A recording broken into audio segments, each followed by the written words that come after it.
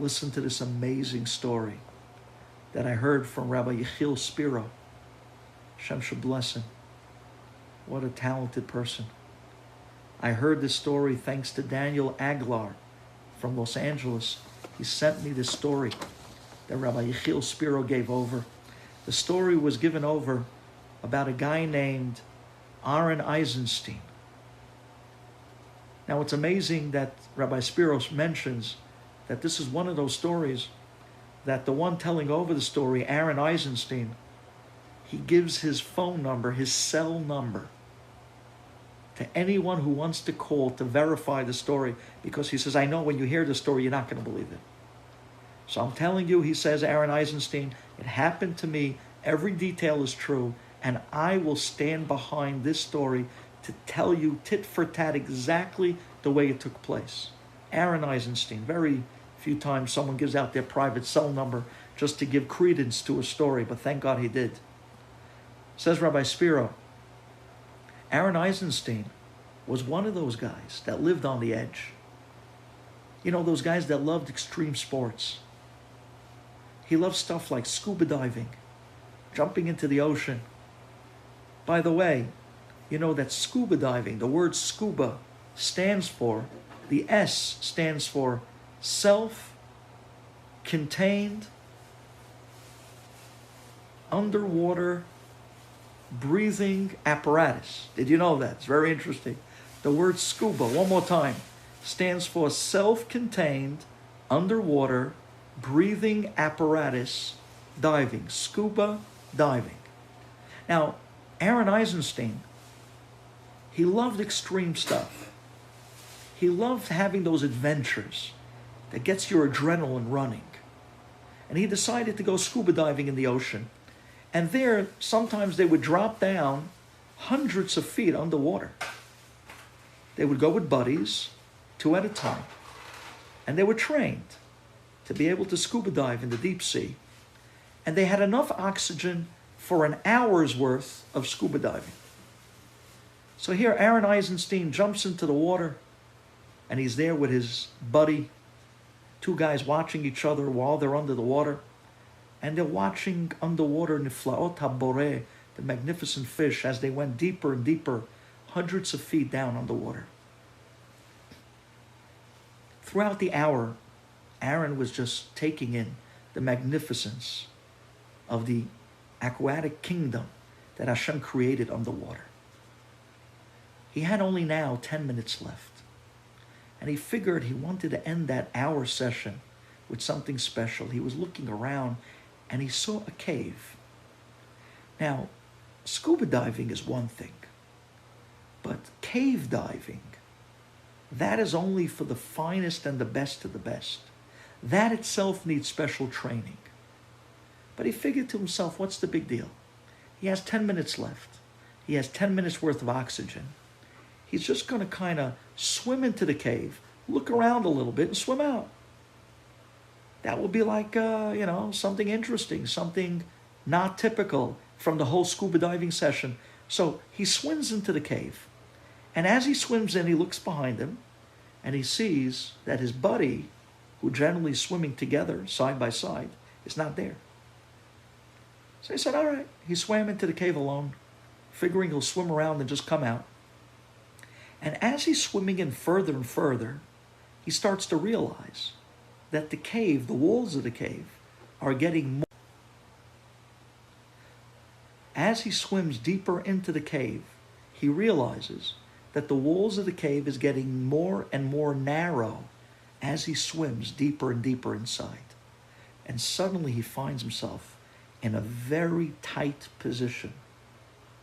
So tight that he realizes this was a bad idea. Now he has less than 10 minutes left of oxygen. And he's swimming through this narrow cave, not knowing where it's going to end. And if that isn't bad enough, just then he looks forward and he finds himself face to face with an electric eel. And he freezes. And he doesn't move. He knows if he moves and he startles the eel will come right at him. And if the eel even touches him, he'll get shocked with over 6,000 volts of electricity.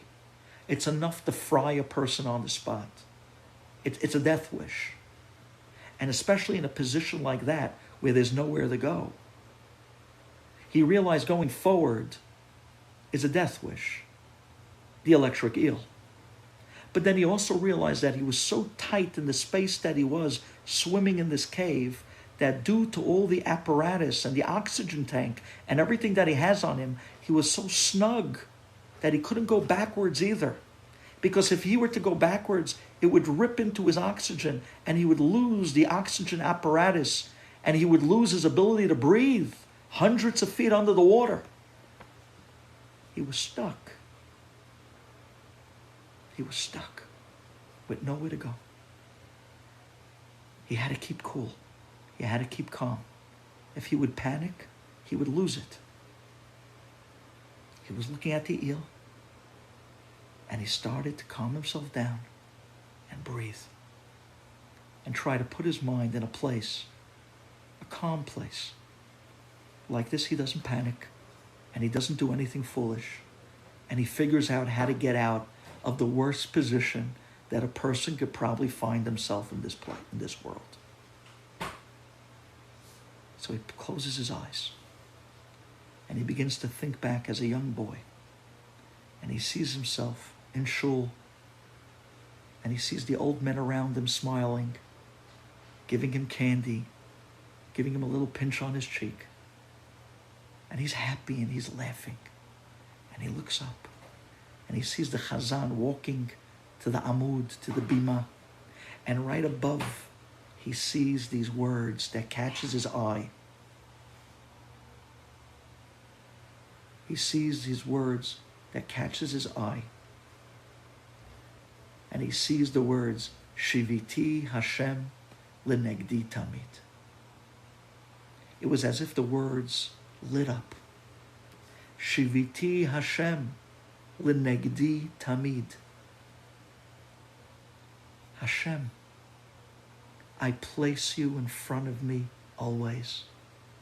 You're right there with me, no matter where I am. And then he said, that's it. Hashem, you're right here with me. You're the only one in the world who knows where I am. You're the only one in the world that could save me from this impossible position. Hashem, please save me. Please save me. Shiviti Hashem lenegdi tamid. En od milvado. Please save me. I'm on my last breaths. I'm on my last minutes of oxygen. Save me, Hashem. Save me. Just then he opens his eyes and he sees the eel darts right at him. He starts to shake. He closes his eyes. He holds himself tight for the shock. And the eel whisks right by his shoulder and miraculously doesn't even nip him. Doesn't even touch him. Goes right out of the cave. At that moment he realized that the cave was only getting tighter and tighter. There's no way to go forward. He has only one shot out of this. It was an impossible shot, but it was worth a try.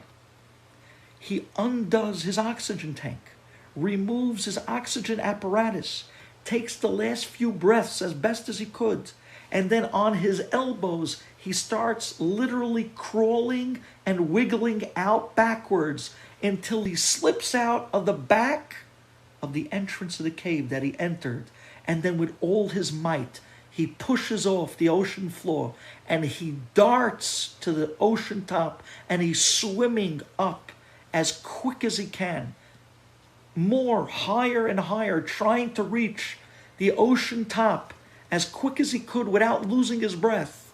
And this is an impossible feat. He's over 100 feet below surface and he's swimming upwards. And as he's going higher and higher, he's realizing that his face is turning red and blue and he's on his last breaths and he doesn't think he can make it. And just then he sees a figure in front of him. And it's his buddy. And instead of the buddy going back to the ship, claiming that he lost his man, he stuck around on bottom, looking and searching and waiting. And when he saw him without the apparatus and without the oxygen tank, quickly he grabs him, takes the mouthpiece out of his own mouth and puts it into Aaron Eisenstein's mouth. And with that last grab, he takes in the oxygen. And he survives. And then he takes it out of his mouth and gives it back to his buddy. And his buddy takes a breath. And then he gives it back to Aaron. And Aaron takes a breath. As they both swim to the top. And they reach the surface together. And then they burst through the water. And they suck out the air. And they make their way over to the boat. And Aaron gets onto the boat. And throws his head between his knees.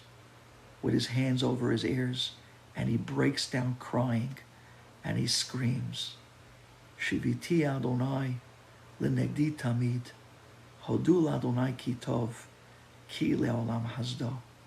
Thank you, thank you, thank you, thank you. You saved me, Hashem. You saved me, Hashem. Only you know where I was. Only you know what position I was in. Only you know how dachuk of a matzav that I was in at that moment, and only you saved me. We were in quarantine. Dachuk ma'od. People were gasping for air. They couldn't breathe. They had all types of symptoms. They were worried, do I have it? Don't I have it? Do I get tested? Don't I get tested? Will it make a difference if I know or not? Do I have antibodies? Am I going to make it through?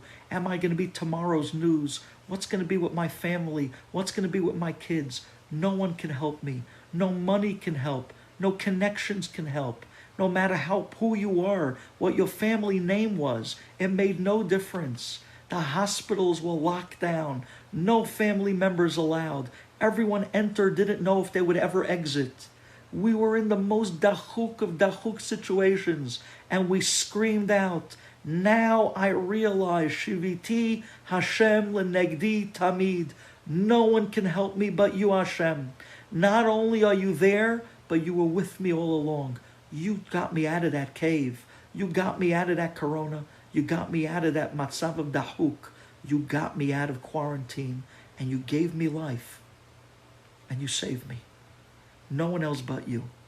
I'll never forget what you did for me. Thank you, Hashem. Thank you, Hashem. I will be sensitive to the difficulty and pains of other people. I will be so much more sensitive to people with anxieties and pachad and all different types of anxiety issues and worries. And I'll be always more sensitive to the difficulties of people that are in matzav of dachuk. You saved me. I'm going to show Hakarat Tov with the sensitivity of being there for Klal Yisrael. That's the takeaway. Let's be zoche that this transition doesn't take us back to life as normal, but it takes us back to life as what it was meant to be.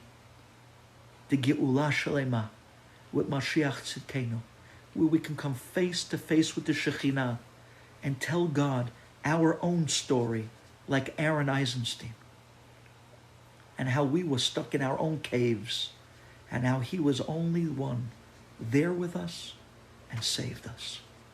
Hodul Adonai Ki Tov, Ki Leolam Hasdo. Remember, Bat Kuf Ke Bat Chaf. The way we scream Yan Hashem is now the way we're going to scream Mizmor LeTodah. Thank you for listening.